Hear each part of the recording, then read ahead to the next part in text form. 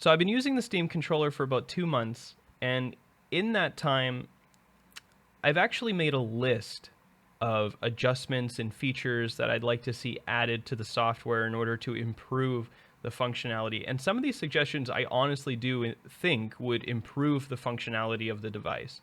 So I'll just get straight into it.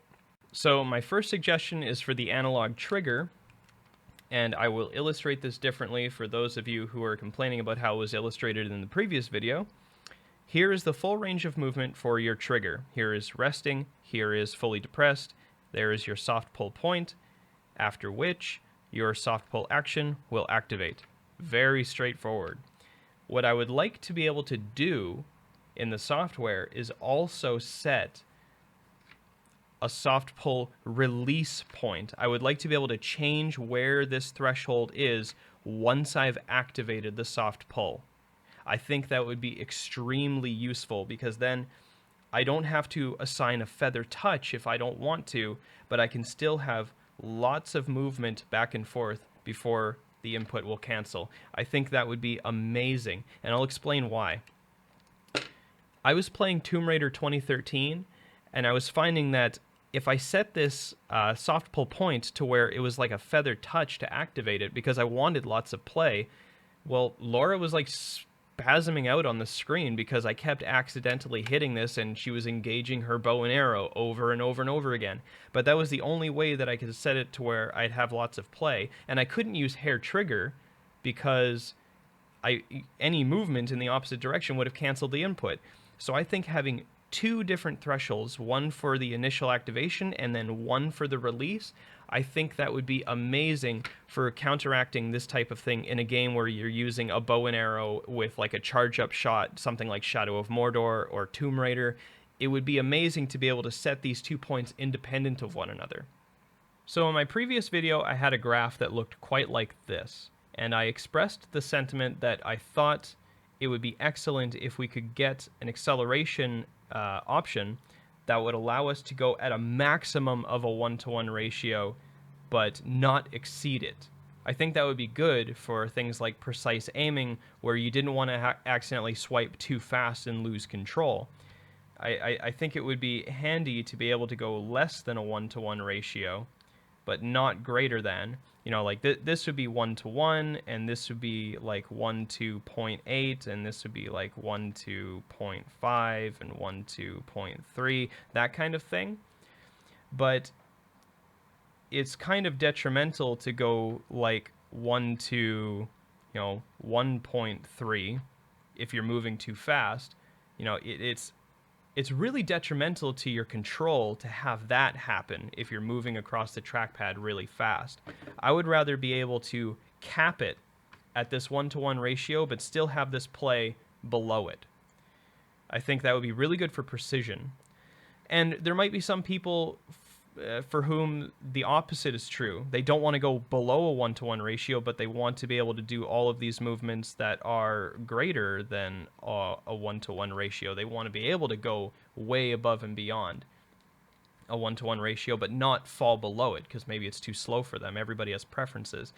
To have acceleration options that behave like this would be fan-fucking-tastic.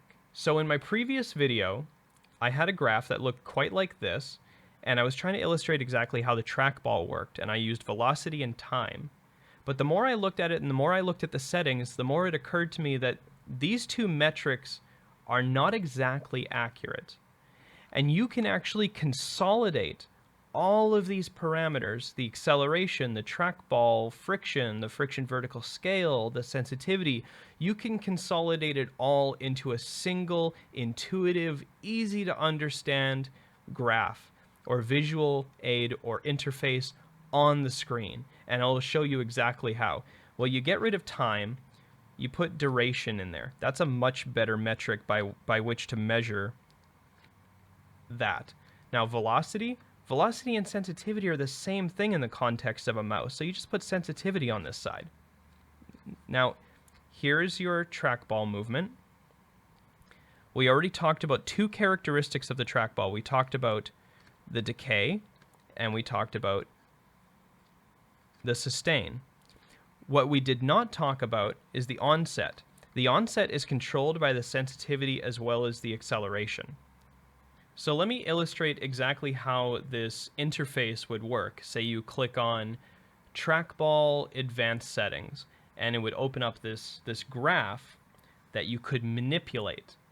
And it would show you a normal trackball curve, right? You have your duration down here. Then you have your sensitivity up here. Say you could have a slider right here that would control the sensitivity. And you could have something else, another parameter here that you could control. You could have another parameter here that you can control, and you can have another one here that you can control. This one would control your acceleration. This one would control your sustain. And this one would control your decay. And you can manipulate these. Instead of just having 3 friction options, why not just let us choose just how much friction we want? If we want to set this all the way down here to where it peters out immediately, we should be able to do that. If we want to be able to set it to where it takes forever for this thing to slow down, well, we should be able to do that within reason, right? We should be able to shorten the decay as much as is comfortable. We should be able to do that. We should be able to adjust the onset by controlling the acceleration. Say if we want less than a 1-to-1 ratio, we should be able to make it look like that. If we want a greater than a 1-to-1 ratio, we should be able to make it look like that. Having parameters on a graph that you can actually manipulate and see makes way more sense to me. And I think it would make way more sense to most users as well, because instead of just having these 3 clumsy options, you now have infinite variability. You have an infinite number of combinations of these 4 parameters that you can just assign. You know, the sensitivity would squish the entire graph up and down. The acceleration would change the onset. The sustain would change how long the actual movement of the trackball is, and then the decay would change how quickly it slowed down. And all of these would be variable. This would be a perfect addition to the mouse parameters in the software. Because let me clarify a little bit. The whole reason I want this in the software is because in some games, if you set this to low and spin your camera, it spins for ages. But then on the same token, in the exact same game, if you set this to medium without changing anything else, it's like dragging the camera through mud. There's no fault to Valve, because a lot of these controls are dependent on the game. They're completely dependent on the game.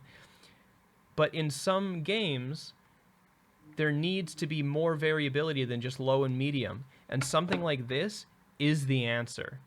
What I would really like to see is a visual aid for mouse smoothing and minimum movement threshold. I would really like to see a visual aid for them. Maybe like when you select it, these 3 parameters go away and a little tiny visual aid will open up. And I don't know how practical it would be, but if you could illustrate a graph that actually showed your thumb's movement across the trackpad in real time, like if you select this and then it opens up and you start moving your thumb, it'll show you as a graph the overall movement of your thumb across the trackpad. And then as you adjust the slider, you can adjust the smoothing threshold, and it will change visually on the graph so that you can understand exactly where you're cutting off the movement. And this applies for both smoothing and minimum movement threshold because they both behave in a very similar way. Like the difference between smoothing and minimum movement threshold is basically whether or not the input is being sent to the game. With smoothing, say you have something really jagged and then you set the smoothing right here and it cuts it all off. What it's smoothed here, this all becomes input. If this was your minimum movement threshold, and you had your thumb movement across the trackpad, and you set your minimum movement threshold here and cut all these off, these below the threshold are no longer input at all. They're not smoothed, there's just no input. So those are all your inputs that are going to the game, right? And that's useful in some scenarios, especially aiming. But if there could be a visual aid on the screen that would demonstrate this in real time, that way you could actually fine-tune it even more by having that visual aid. Like, okay, all of these little tiny movements that I'm doing are intrusive, but I'm really having a hard time fine-tuning this. I wish I could see it. It would be amazing if you could. Edge spin speed needs an option that allows it to be variable depending on the velocity of your swipe. Right now you set a static speed, and once you reach it, that's it. And then it will move the camera or continue sending input based on a static speed that you've assigned. I think it would be much more intuitive, especially from a tactile standpoint, if it took the velocity information of your swipe and continued that at the edge. That way, this would actually change speed in real time depending on what your thumb was doing on the trackpad. That seems much more intuitive to me. Maybe if you want a static speed, you can set it that way, or maybe you could have an extra parameter down here that would actually change it to measure velocity instead. I think that would actually add to this feature, and I would actually probably use this feature more often if it had that.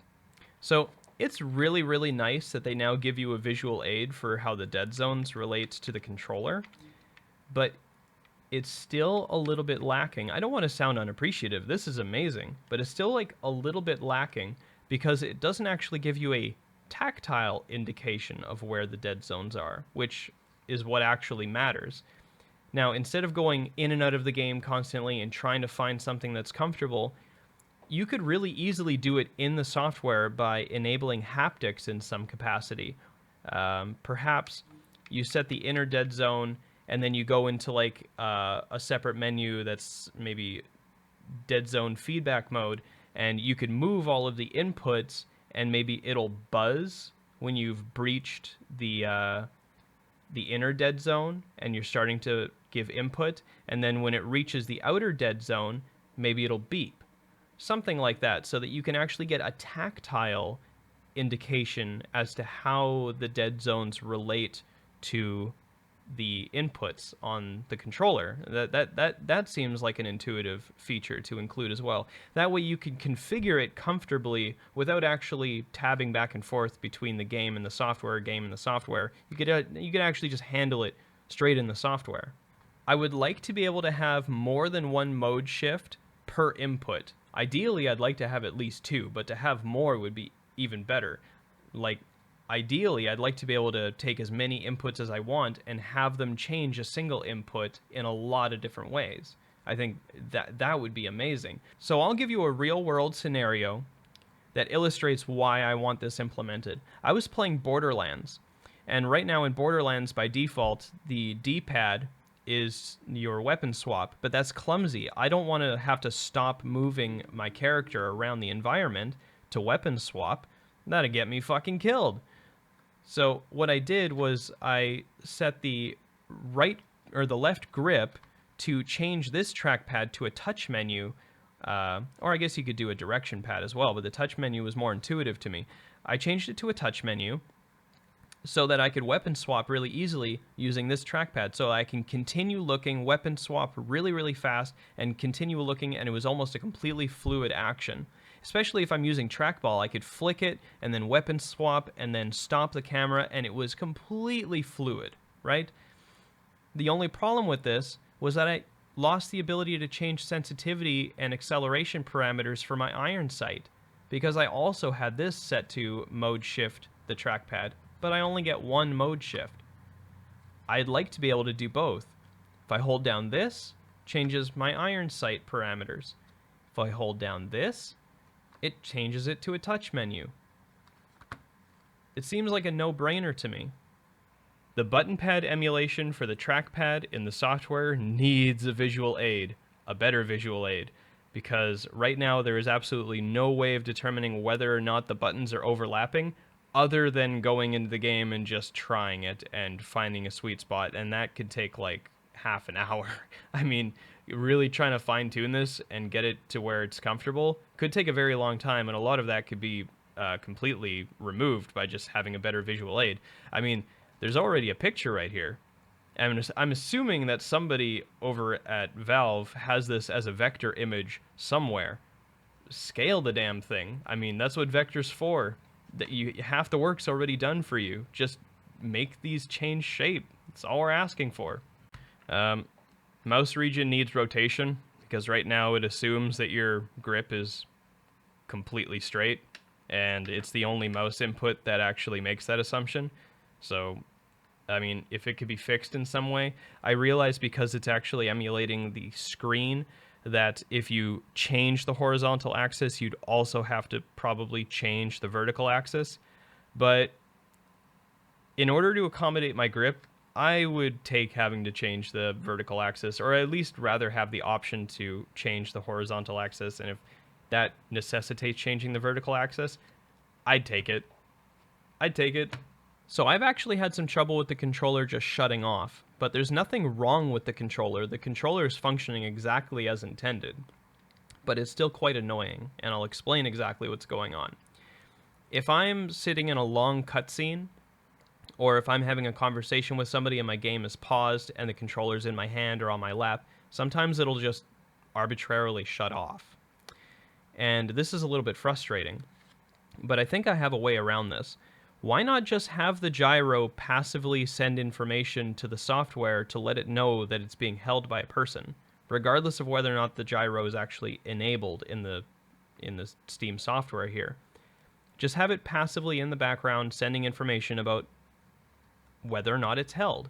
Because even if I try to hold this as still as I can, the gyro is sensitive enough to pick that information up, because nobody is 100% still. Even the top of the desk is not actually 100% still. Maybe you could set like a very tiny minimum movement threshold so that if it's sitting on the desk, it shuts off. But if it's being held by a person or sitting in a person's lap and they're moving around, it should still remain on, because it should be assumed that the person is still intending to use the controller.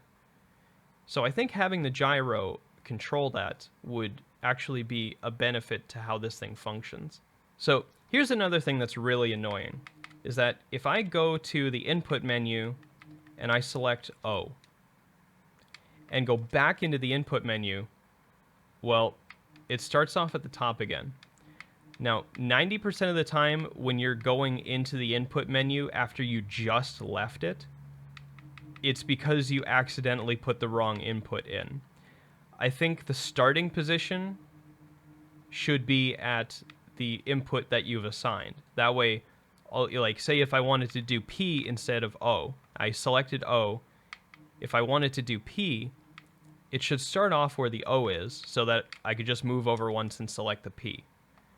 It's actually extremely annoying to have to go in and move over constantly to switch these. It's like, oh, damn it. I keep on hitting the wrong one, but I keep on having to go over this and over this and over this.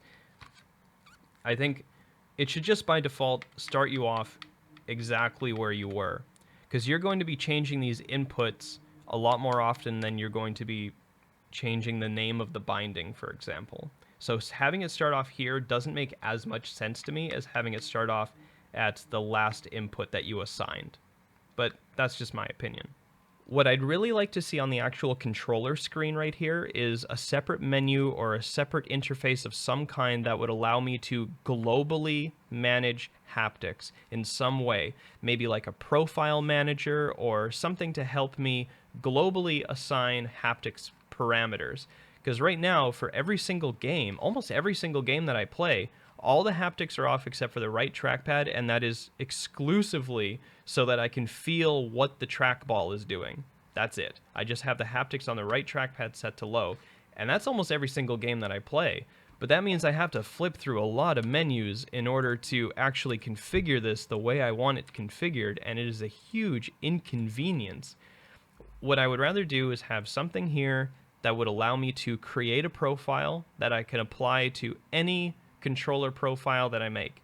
Say I configure the controller exactly how I want it in here, and then I just go up or down somewhere and find the haptic profile manager, and then select the profile that I created where it says like left trigger, right trigger, trackpad, joystick, and it allows me to just globally assign haptics parameters, because there's no real reason that the haptics need to be spread out over all of the inputs. This could very easily be consolidated into a separate menu, and it would be much more intuitive and much easier to manage that way.